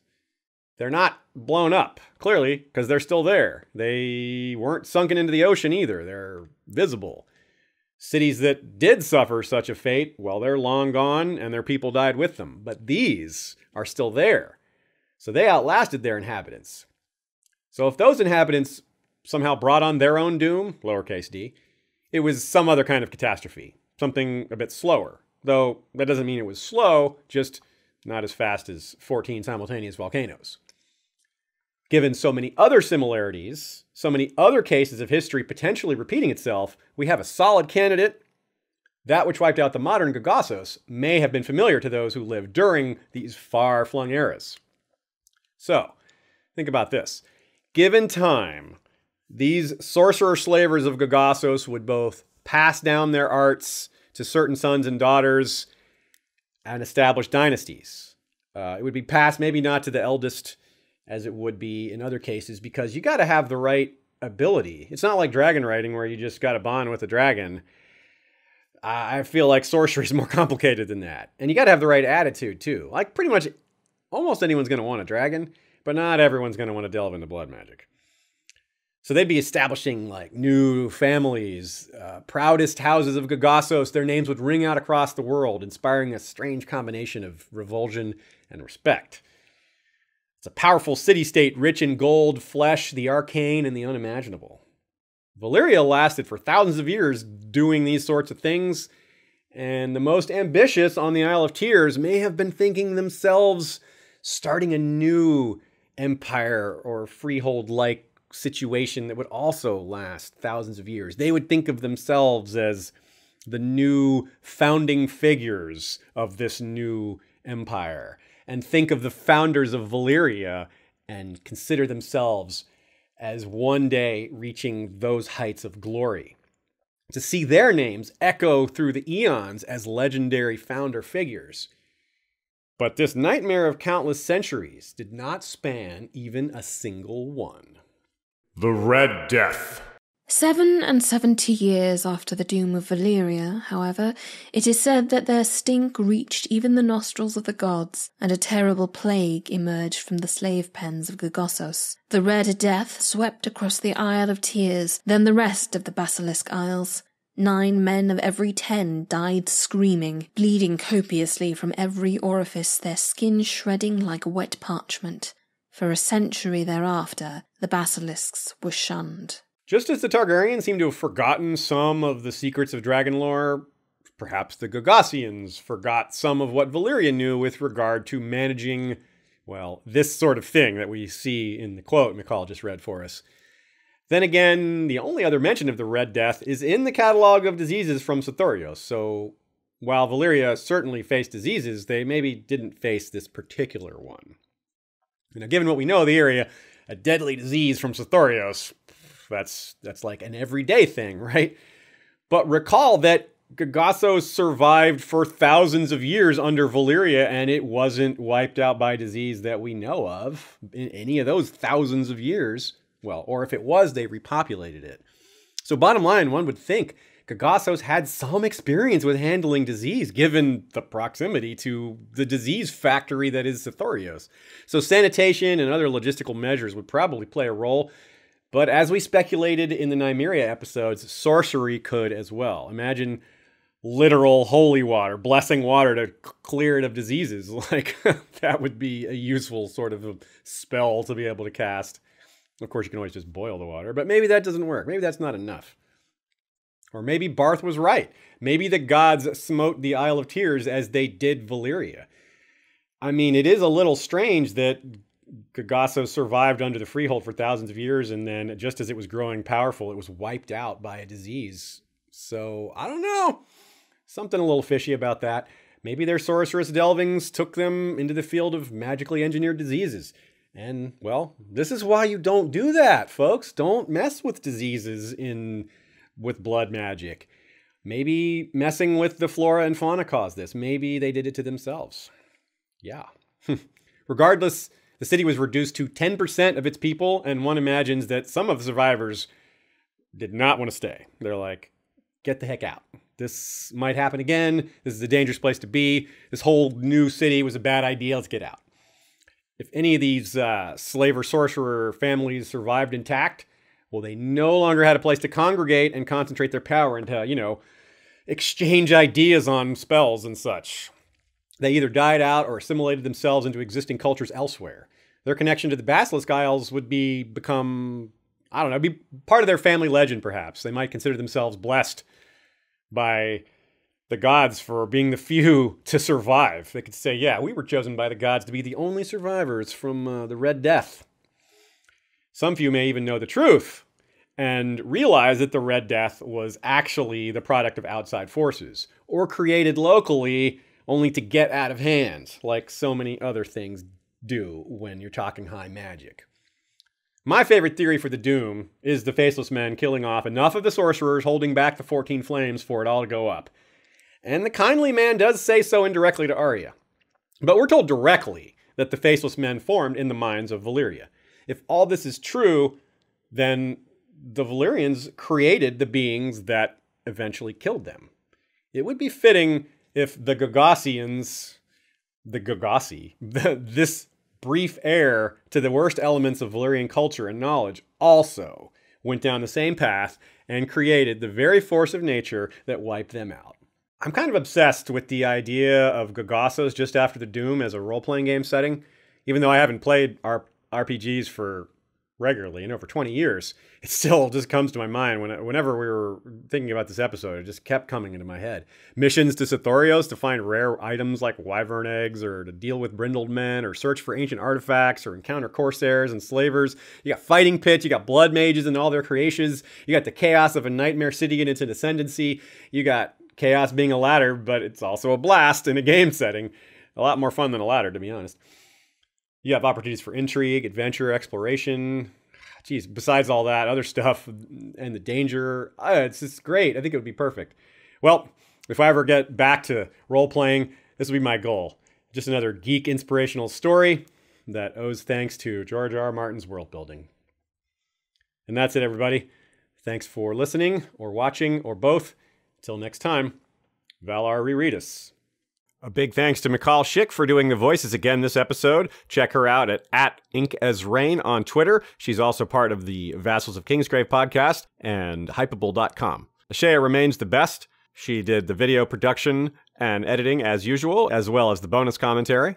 Rhaenys Targaryen and Joe Buckley added some thoughts and helped me out with the writing for this episode. Thanks to Michael Klarfeld for our video intro and for all the maps. Check him out at claradox.de, Klaradox.de. Thanks to Joey Townsend for the intro music and Jesse Kowal for the outro music. Since this is a rare patron-only episode, we're going to do something a little different. And by different, I mean a little crazy. I'm going to read the names of all the patrons we have here on record. Even though some of these are out of date, a few of these names are people who haven't actually been active patrons for a while, but hey, you guys supported us, and that help is appreciated. Even if it's no longer current, it's still helped at the time, and we are very appreciative of any kind of support in this regard. So I'm going to do all of the names. That's going to be fun. If you don't hear your name read and expected it to be, please reach out to us at westeroshistory@gmail.com or on Twitter or any of the other social media places you can find us and let us know. You can email us on Patreon even, and we'll put your shout out in a different episode. Lord Mark of House Joseph, the Snow in Winterfell, rider of Mazlacartho, a white dragon with green scales, horns, wings, and talons. R.I.P. Talanis the Talon, king of Gogossos, rider of Talarius, a red dragon with scales, horns, and talons of midnight black. Jinx of House Lier, green queen of the Rainwood, rumored daughter of a woods witch, rider of Erogenia, a sylphic albino dragon with amethyst eyes and opalescent wings. Robert IV of House Ardeacor, burned king of Blazewater Bay, rider of Atroxus, a black dragon with bioluminescent spots like smoldering embers and a banded blue tail. The mysterious BR, hand of the king. My hand of the queen is the smiling wolf, Lord Stephen Stark of the Broken Tower, soldier, scholar, philosopher, diplomat. Hand of Queen Ashea, who is known as the best. Lady Suzanne Sinistral, the learned, holder of the left-handed Valyrian shears called Penance, Hand of the Beard. Lord Jim the Fortuitous of Wars and Politics of Ice and Fire blog, and Warden of the West. Lord George Stormsville the Cunning, Lord of the Chiliad and Warden of the East. Cabethia Unfrozen, Lord of the Bricks and Castle Crimson Light, Defender of the Old Gods and Warden of the North.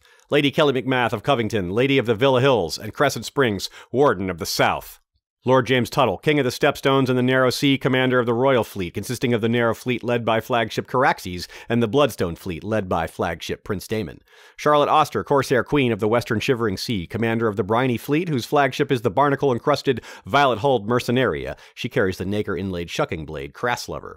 Their two fleets have been instrumental in uniting all the patrons of History of Westeros together for this shout-out gathering, even the Blood Riders of the Dothraki Sea, who do not particularly enjoy sailing. Again, that's Forsaki, Koholkoi, and Kokavo the Tamer. And now our small council, Lord James Inkblade, the Scholar Knight, Master of Whisperers, Lord Robert Jacobs, Master of Coin, Lord Daniel the Sneaky Russian, Master of Ships, Grand Maester Via James, Lord Benjen of House Hornwood, Master of Laws. The Queen's High Council has Lady Mai Emerald Eyes, voice of House Swan, Mistress of Whisperers, Rebea Star Eyes, Lady of Waves and Mistress of Ships, Captain of the Iron Shadow Cat.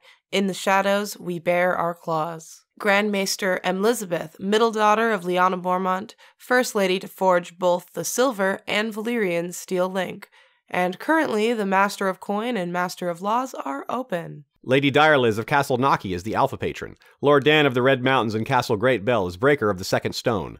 Lord Skip of the Veldt is Lord of Castle Ganges. Gregor the Toasty is Lord of the Breadfort. Alicia Everlasting of the Green Blood is Lady of Desert Rose. Lord Ryan of Castle Stonegate is Guardian of the Rocky Mountain Pass. Lord Garin de Haviland of Devil's Hand Keep. Ashlyn Winter of the Hawkseye is Lady of Castle Skyfall. Lady Mikkel of Moonacre is leader of the Werewood Protectorate Alliance. The Lord of the Halls of Castle Hillcrest is wielder of the Valyrian Steel Machete Everglazed. Lord Alistair Whitaker is Lord of the Dawnhold. Lord Bemmy Snugglebunny is Guardian of the Hidden 100-Acre Werewood, dual-wielding Glorious Morning and Little Light Wise. Brian the Defender is Lord of the Spearfort and the Freelands, last scion of Clan McCulloch, Strength and Courage. The Bastard of the Wolfswood is First Forester of the Old Gods, sworn to House Iron Werewood. Listen for the silence. Connor the Dungeon Master is Lord of Catamount Keep and Guardian of the Smoky Mountain Pass. Lady Baelish is Dark Widow of Harrenhal. Lord Sidney Jesse is the Fallborn, Lord of Blue Spring. Nevessa the Twin-Hearted is Suspected Skin Changer, holder of Castle Carahelm. Sir Valentin of House DeGen is creator of the Game of Predictions, free Game of Thrones Predictions Futures Market. Lady Lyanna Kelly of Wolf Island is Protectress of the Steelhold. Casey Stark is of House Acres. Lady Kay of House Archer is Lady of Earthdog Hall, Huntress of the Wolfswood, and Guardian of Maddie Squirrelsbane, the mighty Direweenie. Our first sword is Jeff Gnarly the Long Snapper. Our King's Justice is Sir Troy the Steady, wielder of the Valyrian Steel Blade Fate. Our King's Guard is led by Lord Commander Miriam, backed up by Willa Crowsbane, Guardian of Whitetree, First Lady of the Free Folk, and Sir Dean the White, Knight of the Black Star. My Queen's Guard is led by Lord Captain Commander Haema Helminth, the Sellsword Sentinel. It also has Alexander of House Atreides from the Seat of Dune. I must not fear. Fear is the mind killer. Becca the Bard, Songbird of the North. Michonne the Melodious, Star of Old Town, Mind's Overmasters. Ser Rambo, Knight of House Gannon, First Blood. Ser Leon of House Walker, wielder of the twin Valyrian steel blades, Fire and Ice, and the Werewood bow, Rain. As well as Amber the Adamant, the Knight of the Mist, and Mother of Squids. The Beard Guard includes Lord Commander George the Golden, Sir Joshua Oakhart the White Oak, Lady Rita of the Coppermane the Unbound, Dance the Fervor, Sir Jeff, Warden of the AC, wielder of Triad, the multifaceted Beard of Platinum, Red and Brown. Stay frosty. Sir Tim Corgyle, Mad Boy of the Western Desert. And Queen Helena von Landstein, partying like it's 1999 since 1980-something. A kingdom for a drink. Our maesters of the Citadel and other wise ones include Archmaester Ite, Archmaester Phaezo, Archmaester John the Just, Archmaester Josh, whose ring and rod and mask are Valyrian steel, Archmaester Twohill, Archmaester Masson, whose ring and rod and mask are pale steel, Archmaster Hooglin, whose ring and rod and mask are red gold, Archmaster Scott, whose ring and rod and mask are black iron, Maester Savvy, Archmaester Marie the Rose, Woods Witch Werlane Dervis, sworn to House Reed, keeper of the secrets of Greywater Watch, Maester Harball, ever winning, Archmaster Civilization X YouTube channel. Great stuff. Ancient Archmaester Thurion, known erringly as the Warlock of the North. Archmaester of Starry Wisdom, Lucifer means Lightbringer, whose ring and rod and mask are Bloodstone. Check him out, too. Archmaester June of the Wicklow Hills, healer of the Lesser Poxes. Greenseer Cat of the First Men. Maester Lynn, the Water Maven, servant to Evenfall Hall. Weaver of the Broken Syllable, Lord of Bull's Meadow. Dana the Dreamy, Witch of the Dark Teutonic Woods. Sabrillion, heir to the Nettlvault Tomes. Shadowbinder Jasmine, Lady of House Dane. Enovi, Shadowbinder from the Eastern Mountains and Lakes. The Maid of the Silver Spring. Jerry, the Targaryen Steamboat. Archmaester Alyssa, keeper of the Werewood Archives. Archmaester McMonkey, whose ring and rod and mask are Tainite.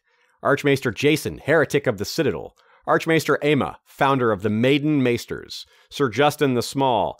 Maester Ksinia, Maester El Sinador, Maestress Arha the Silent, who shattered a link of Valyrian steel, Lady Stonerheart, Podcast Winterfell, check them out, Brandon Brewer of Castle Blackroon, sworn alesmith to House Stark, Grand Master of the Zithomancers Guild and Keeper of the Buzz, Maester Simon, Gregorio Alinovich, Maester of Moths, Maester Mandy the Reader, servant of the Tor, Lady Nynis of House Silvershadow, Silver Tom Rivers, the bastard bard of Blackwood, Lady Erin of House Snowblood, Mother of Maniacs. Shalinta Jade of the Shadow. Nikita, Red Cub of the Rocks. Woods Witch L. Eliza, storm chaser of the Red Mountains. The Phoenix of Skane, guardian of the Obsidian Unicorn and seer of the Shivering Sea. Vanessa of House Cole, color bringer. Lady Tracy of House Silverscales, justice for all. Matthew, the Muddy Maester. Maester in exile Meredith, sage of the Jade Sea. Thomas the Listener, Maester of Tongues. Archmaester Stephanie the Apothecary, whose rod and ring and mask are silver. Archmaester Halloran, silver-linked guardian of the histories. Matthew Firstborn, son of the forest. Noros of Then, Archmaester of Skin Changers, speaker of beasts. Moonsinger Sarai, keeper of the door. Shadowbinder Janaea of Nine Stars, lady of the heights. Roberta of House Mitchell, lady of prime elegance. Grin of Long Lake, the Ice Mage. Woods Witch Feverfew. Archmaester Tim, keeper of the wills of the dead. Archmaester Ashley. Archmaester Orion, keeper of the tardigrades. Visenya the Voracious of Lys. Sir Ezra the Watchful of the Bend the Knee podcast. Check them out. Wylena, the Wisdom of White Harbor.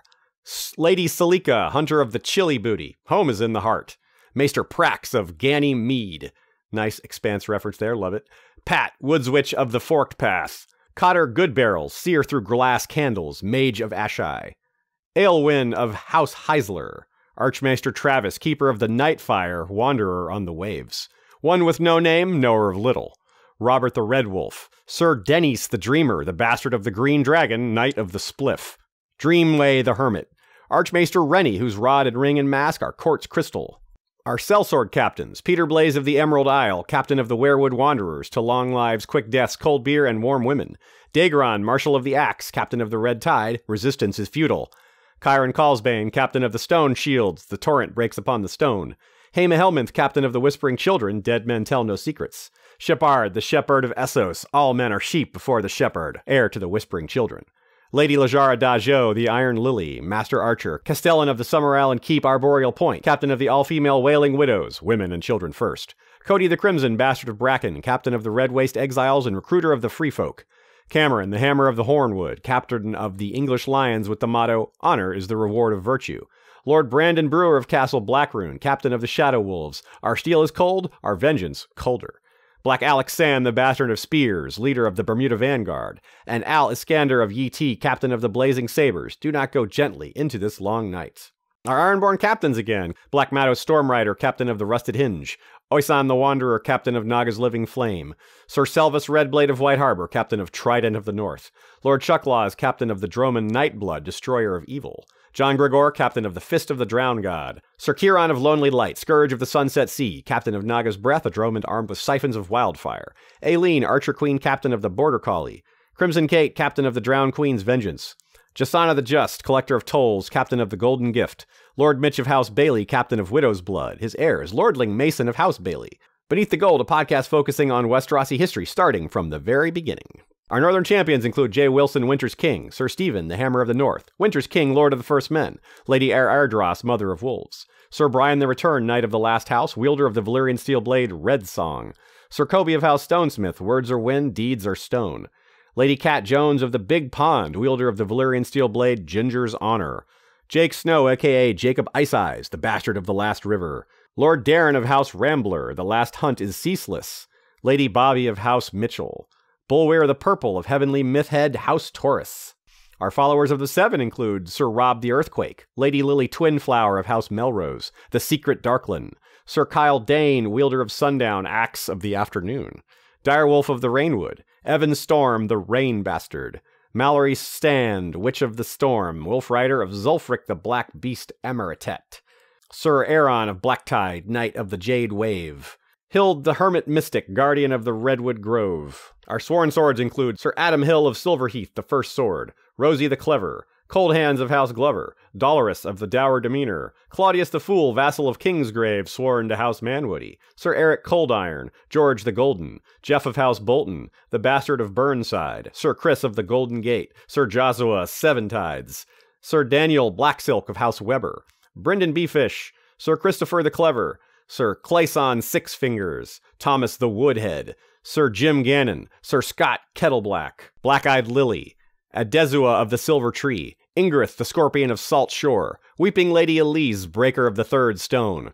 Sir Richard Longstrider of Farhelm, Sir Rorlad of Anmulak Moor, Sir Jungfrau the Strider, Sir Alderic of the Sapphire Tower, Sir Brian Big Nacho Merriweather, Gypsy the Wolf, Lady Priscilla of the White Spear, Lady Angelica the Hyena of Hellholt, Master of the Twin Centuries, Lady Andrea Blackstone of Relay, Mistress of Tides, Sivorium Mormage of the Pale Child and Disciple of Bacalon, Lady Ingrid Harrier from the Mountains of the Moon, Galby of Serwyn, the Pale Blade, Sir Lucas of House Royce, Lady Saria Egan of Avalon, Jessica of House McWhorter from the Southern Sandhills, Jenna Bluemaker of the Red Mountains, turning Red Mountains blue, Sir Justin Silvershores, Knight of the Borders, Lady Zed, the Direwolf of Dorne, Cesara Tome Speaker, Lincoln Naranya, the Hedge Knight from Sothoryos known as the Anaconda Knight, the Weary Man, Custodian of the House of Black and White, Rashilo Redblade called Maidengard, Sir Theodore Brewer of Steinhold, Ron Snow the Black Wolf, wielder of the Valyrian steel blade Frostbite, Nate the Barber of Oakenshield and the Iron Victory, Sir Ryan the Red, Death Eater of the North, Sir Adam, Knight of the Mad Tree, embrace the madness, embrace the flame, Taylor of House Peralt, Captain of the Karaoke Pirates, Lord Botchington of Middlefell, Sir Hallion Snow, the Trackless Bastard, Sir Jason of Starfall, Lord Brandon Slate, the North's Hammer, Harbinger of the Old Gods, Eric, the Jarl of Skagos, Sir Daniel the Autumn Knight of Paradox Falls, Lady Dee, ruler of the Ashanti, Sir Robert Storm, the Bear of the Rainwood, Lady Victoria Goldenheart, High Priestess of Tall Trees Town and Protectress of the Children of Summer, the Orange Man, Hagon Adensal, the Bastard of Bloodstone, Lady Shalandria Everwood, Sir Aegon Sand, sworn to House Manwoody, Haina of Winterhill, called Haina the Pale, Sir Keith, Knight of the Bridge, Sir Taryn of House Dalben, Lady Ashley, the Sun and Stars of Sir Brandon, Jessamine Snow, the Wolf in the South, Sir Dennis Green, the Crannog Knight, Sir Mark of House Price, the Price is Right, wielder of the Valyrian steel sword Kindness, Basilisk Jack Liston, the Cinder of the Citadel, first son James Three-Fingered Deathblower of Clan Stonebeards, wielder of Dream Ender, a Valyrian's double-bladed battle axe with a werewood handle, Luthor Meat Gardener, Gorold Greywing of Saltshore, Styles of the Vale, Sir Matthew the Black Pharaoh of House Relay, the Black Stone calls to us, Lee of House Ironwood, the Rogue Prince, Sir James Golden Chain of House Fetters, Sir Dundee of House Outback, wielder of the great knife Crocodile Tooth, Lady Mage the Scholar, Sir Fifth Horsebane, Sir Jacob the Grand, sworn to Sword and Quill, Firefly Phoenix, Jojo Lady Dane of Dunstanburgh, the Frost Giant's daughter, Sir Jack the Piebane Manderley, Sir Dusty of House Plum, Lady Tanya of House Allen, Wardeness of the Northeast Dallas Locks and Woods and Mistress of Books, Lady Danelle of House Joyce, the Light in the Dark, Sir PJ of House Moon, a warrior bard wielding the Valyrian steel six-string, and still loyal to the one true king. Damien the Lion, defender of Lannisport. Mara, woods witch of the Werewood Grove, sworn to Shepard of the Whispering Children. Strambo, the four-eyed raven fool and occasional fixer for House Reed. Fly-by-night. Ghost, direwolf of House Jon Snow Targaryen. Sir Glennon of House Leanne, called Lioncloak. The members of History of Westeros' Night's Watch includes Lord Commander Benjen Umber, the Silent Giant, wielder of the Valyrian steel greatsword Winter's Kiss. First Ranger Zach Nefane Fourfeathers is fastest bow in the watch. First Builder Maegor Snow, aka Maegor the Cool, is the fire in the snow. First Steward Sir Jurion the Torrentine, called Palewind.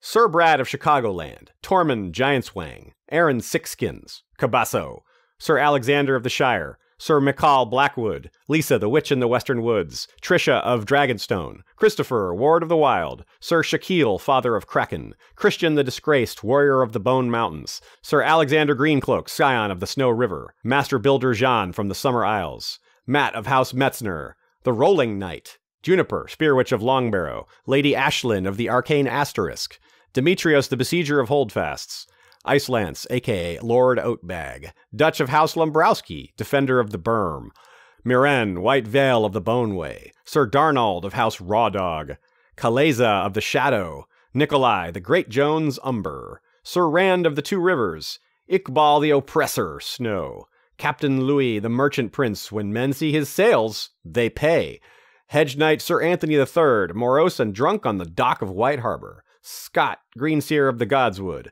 Bran of my blood, House Urban Flowerpot, Barbara the Boneless, Spearwife of the Free Folk, Sir More Wine, the Smiling Man from the House of Black and White, Sir Shades of the Silver Groves, Jorda Flame Tongue the Persuader, a man has no name, Malcolm of House Locke, Lady Caryn Violet of House Holger, Stephen Steelgrip, the bastard of Griffin's Roost, Rose of Duskendale, the Moon Soul, Caitlin, Lady of Silverhill, Iron Tom Storm, the bastard of Breakwater, Lady Stephaniel, the Crimson Cat of Castamere, Robert, the Red Falcon of Winterfell, Isaac, Walker of the Ghostgrass, the Silent Blade, Lady Ashana, Morning Glory of Starfall, Sir Leo of the Golden Coast, Captain Marvel, DMC, MSC, Jeremy Flowers, proprietor of the Mummers Troop Old Town Funk, Spen Trails, Sir Adam Whitehead of the Atlas of Ice and Fire blog, check him out, Julia of Tarth, called the Violet Sapphire, Artis Dane, the Black Star of High Hermitage, son of Vorian Dane and Bane of Nymeria, Sir Chubbs Rivers, the bastard of Raventree Hall, Jake V, Bob Snow, the bastard of Last Hearth, Lord Rob the Built, Stoneborn Rider of the Unicorn Desolation, Sir Long Peter Heddle, Knight of the River Inn, Hodork, Duke Taylor of House Lineberry, Bannerman to House Stark, Sir Sandstorm of Lakengard, Loras Storm, the Summer's Bastard, Bediah the Bronze of Sisterton, Nymeria, Lady Lana of the Woolly Keep, holder of the Valyrian knitting needles, winter is coming, knit faster, Sir Robert the Barrister, defender of the voiceless, Sir Guinness of Buckhead, Mick of House Guinness, Sir Vargas, Knight of Increasing Neurosis, Sir Montes Bruno, the Black Trident, Fat Donkey, the Fat Pink Mast, Lady Yelena Royce, Dan of House OMS, Lady Sarah, keeper of Nath's butterflies and wielder of the Red Valyrian Pen, Remorseful Rob, a poor shipwrecked swab, now he stands with Ed against the undead mob, John the Poet Warrior of House Hewitt, we don't camp, Matthew Snow, illegitimate heir to the Emerald Isle, wielder of House Blackmont Sacred Valyrian Steel Blade, Darkheart, Red Raven, the Lady Warrior and mother of the Emerald Dragon, Lero Storm, the bastard of Cape Wrath, Maven Marie Courtenay, in the know, Tyler Tide Tongue, Black Bard of the Shadow Tower, Lady Madeline of House Valerian, scholar of dragon lore, Christian of House Husky, Sir Jason of House Helfric, keeper of the Grove with his dire cats Arya and Nymeria, Lucerius, Light of Driftmark, Spear of the Port, Black Tony Stone, the bastard of Redfort, Sir Connor of the Great Land Down Under, Sir Baxter Breakbones, the Frozen Knight, Mathila, keeper of wolves and dogs, Shannon Shadrick, the Modest Mouse, Sir Larry of House Legion, Strength in Numbers, Sir Christopher of House Gavigan, Dread Our Coming, Nenea of Ashai, called Firepalm, Chain of House Holonomy, Shepherd of Gerbies, the plushy 10th Doctor, plushiest of the Time Lords and the oncoming Snuggle, Lady Caffey Stark, curator of the Winterfell Glass Gardens, cultivator of the Winter Roses, Lady Laura of House Tyrell, the Rose and High Garden, friendly barwench from Brightwater Keep, telling tales, serving ale for the thirsty, and handy with a spear, Lady Caroline of House Schween, above all else, Sir F. the Show, Silver Nikos Sand, Lady Tigre of House Kern, yeah, we member, Black Alley, Honesty's Reflector and Whisperer of Cats, Sir Goodkill McGee of McGeesville, Frogwolf the Wanderer, Sam Snow the Ghost of White Harbor, Sir Max of House Rosebells, Stephanie the Peerless, Dwarf of the Lowlands, Sir Rutherford the Brave, Knight of the Lizards and Wilson's Bane, Carol of the House of Black and White and Red all over, Falcon Princess, Lady Felice, Servant of the Black Cells, Happy Hour with Tyrion, Tall Tiff, Lady of Serendipity, Liana of House Ensom, Wolfswood Wanderer, Lady Becca Jane Lannister, Mistress of Library Keep, Warden of the Painted Point, sister to a Targaryen and wife of a Stark, Lady Steph of House Dane, Mistress of Secrets and Whispers, wielder of the Valyrian Steel Longsword Red Star, Sir Alex the Talladega Knight, you're either first or last, and our sworn shields, Snow Lisi, Sir Darren the Red, Knight at the Forums, Sir Landil Ironwood, Javi Marcos of Podcast y Hielo y Fuego, Mertes Silverheel, the Maze Runner, Sir Sheggs, the Honeymouth, Sir Lil Chick from the Apple of Anoa, Peggy, Librarian of the North, Jenny Girl of Oldstones, keeper of Old Nan's Pale Spiders, Sir Andrew of Whitehall, Red Fort's Weapons Master, making young lords strong as stone, Lady Hannah, the Maiden Fair of Bear Island, Westeros, Indonesia, Zakuro, Scholar from the Emerald Lake, Mad-Eye Maddie, the Four-Eyed Crow, Sir Rand Witt of Pennytree, Lily Kate Buggins, Defender of Pies and Smallfolk, Wink, son of Nudge, son of Sainamore, Sir Zelgius Stone, Grim of House Soundview, Sir Hasnane of House Canal, Alice in Westeros, Sir Sowbelly the Bass Slayer, Karen of House Stargate, Kevin Werestaff, White Dog of the Hills, Lady Acalia Westerling, Lydia the Green Seer, Lady Nikki, Velvet Hammer of the Barrowlands, Travis of the Raker Redbeards, Willard the Slumberry of Goat's Tree, Flash the Leather, Sir Anon Amus, Will of the Wild, Northern Heart, Lady Erin of the North, wielder of the Valyrian Steel Sword Shadow Song, Metharian Onyx, Ashlea, Tamer of the Torrentine, Lord Fell of Lewisham, Mikkel Manus the Savage, Sarah Suncatcher, Sir John the Doctor of House Love, Sir Mikkel Brune, the tallest sword in the Valley of the Vale, Wiggly, Court Fool and Jester of House Frey, Lord John Reed of Castle Woodbridge, the Lord Borealis, the Light of the North. Lady Sparkle at the edge of the continent. Tashara Shell of House Cromwell. Pretty Crow, Lady Cochon Valant of Swine Harbor. Skadreed Sand, Lady of the Golden Merchants. Taliser Keelathu, Eager of the Heathered Isles. Thicket, Child of the Forest. Sir Simon the Sagithinak. Sir Joel Dunewalker called Moonaxe. Sir Roger the Night Cook. Sir Cosmo of House Astor, We Walk at Dawn. Andrew of the Wolfswood, Emissary of the North. Lady Catherine, the Remembered. Lady Nightwind, the Captain of Lucifer's Handmaidens. Lady Lisa, the Cobalt Unicorn. Lady Dragonpoodle, Map Librarian to the Citadel. Persephone of Oldstones, the Paladin. Matt Bronzebeard of Saltcliffe. Lady Ramira Ravenhorn of Skagos. Lady Melena, the Maiden of the Tree. Luna, daughter of Mayari, Priestess of the Moon, Blade of the Goddess. Lightning Lord. Robert, Man-at-Arms of House Derry, Shoveler of the Night Soil. Bellin, the Lady Knight of the Sad Figure. Sir Tony Waters, the Dagger of Duskendale. Patrick the Dark Wolf. Queen Cersei Reel. Slick Dick Mathos Snow, the Bastard of Greywater. Van Eck Rivers, the Bastard of the Banks. Brian, the Bard of Winterfell. Colin of House Netherwealth, Lord of the Hollowlands. Sharma Steelgrip of the Red Mountains. Katie of Levenshire Hill. Sir Fabian Storm. William, Earl of Locksley. Sir Jacob of House Dane. Lady Bird, Mother of Birds, Keeper of the Skin-Changed Raven Rehab. Rebecca of House Ruorda, Hear Me Roar. Doc Holliday, the Black Viper of the Red Mountains. A Girl with No Name. Eliana of House Stanish, Depth and Wonder. Lady Stephanie, the Sapphire of Sunspear. Denya Dawn, the Songstress of Starfall. Colin, Acolyte of Tongues. Lady Shar, Sapphire of the Rushing Springs of House Beverly. Justice, Cold and Swift. Lena, the Lightbearer of House Whitefoot. The Heretic of Hightower. Sir Scott Green, the Astro Knight of House Tully. Sir Artis Stone, Bastard of 9 Stars and Knight of the Gate. Sir Danny of House Jeter, Shining Eyes and Sharp Swords. Anne Flowers, Secret Reader of the Citadel. Krista the Cunning, First and Last. Bittersteel. Sir Dude Manbro, the Savage Anonymous Patron from Beyond the Wall. Karen, the Stitch Witch of the Whiskey Barrel. Lady Jen, the Black Axe of Bracken. Stina Snow, the Mood-Maid Warrior, Daughter of Bears and Last of the Woodfoot Bastards. Lord Commander Manny, to Val, because Geeketh, Chris Smokescreen. Mary of House Frumius, Keeper of the Library and the Trees. The PodcastThat.com family of podcasts, check them out. Sir Arna of House Thorlatius, Family is Duty. Red Rao, Hunter of Zamatar. And the Red Diva. Apologies to anyone whose name I mispronounced. There had to be a few mistakes in there somewhere, right? And that's it, everybody. Thanks for anyone who actually listened to all the Patreon credits. It's fun to do those names. A lot of those names were made by you guys. A lot of them were made by me. And we will catch you all next time. Until then, my fellow Westorians, Valar Rereadus.